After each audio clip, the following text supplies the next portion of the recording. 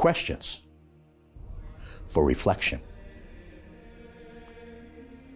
The cloud of witnesses, the saints, the faithful of both the Hebrew Scriptures, the Old Testament, and the New Testament, are in the fullness of communion with the Lord. They now beckon all of us to continue following Jesus. Like athletes in a race who have already finished, they encourage us by their example and their prayers. This is the communion of saints, which the Church affirms and teaches us about. The Catechism of the Catholic Church tells us, and I quote, "The intercession of the saints. Being more closely united to Christ, those who dwell in heaven fix the whole Church more firmly in holiness. They do not cease to intercede with the Father for us, as they proffer the merits which they acquired on earth through the one mediator between God and men, Christ Jesus. So by their fraternal concern is our weakness greatly helped." That's paragraph 956 of the Catechism. And we have examples cited in this section of the Catechism, St. Dominic and St. Therese of Lisieux, who affirmed this truth prior to their passing from this life. Listen to this quote, "Do not weep, for I shall be more useful to you after my death, and I shall help you then more effectively than during my life."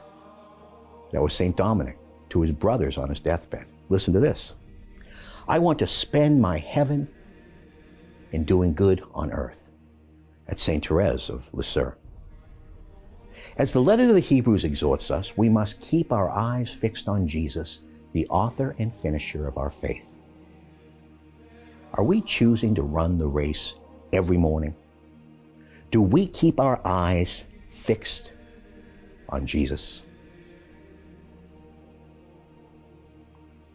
Psalm 22, like many of the Psalms, is now viewed in the light of what is called the Paschal Mystery, the conception, birth, saving life, passion, death, and resurrection of Jesus Christ, as a predictive, messianic psalm. From the first sentence on, with the eyes of living Christian faith, one can see it is prophetic. And I quote, my God, why have you forsaken me?" Jesus cried out these very words from the cross.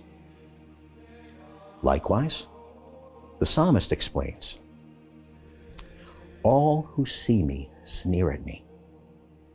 They separate with the lip. They wag the head, saying, 'Commit yourself to the Lord. Let him deliver him. Let him rescue him, because he delights in him.'" Verses 7 and 8 of Psalm 22. The section which serves as our response at today's Holy Mass also predicts, and I quote, "The whole wide world will remember and return to Yahweh. All the families of nations bow down before him." We have a role to serve in helping bring this about as we choose to follow the Lord and allow him to use us as his instruments to lead others to him. Are we willing to become such instruments of his saving power? The resurrection of the daughter of Jairus and the healing of the woman with the flow of blood are signs of the kingdom breaking through in the earthly ministry of Jesus Christ. They follow in the gospel narrative right after Jesus dramatically delivers the Gerasene demoniac from an evil spirit. The power of God was breaking through, healing the sick, delivering the oppressed and possessed, overcoming even death itself. These were the signs which were promised to accompany the coming of the Messiah. Yet, not everyone who witnesses them responds in faith. That is one of the most important parts of these encounters for us to reflect upon. The living faith of those whom Jesus responds to matters. This poor woman had a disease which made her unclean in the eyes of the law. Look at Leviticus 15. So she not only suffered the physical malady, but was cast aside socially.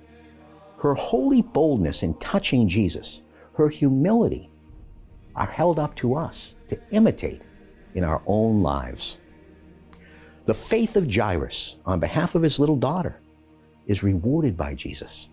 His little girl who was dead is raised to life. Faith is meant to be active in each of our lives. It is, in that sense, a verb, an action word. It is to be demonstrated in a life of faith. How do we respond to suffering and struggle? Do we reach out with holy boldness to the Lord?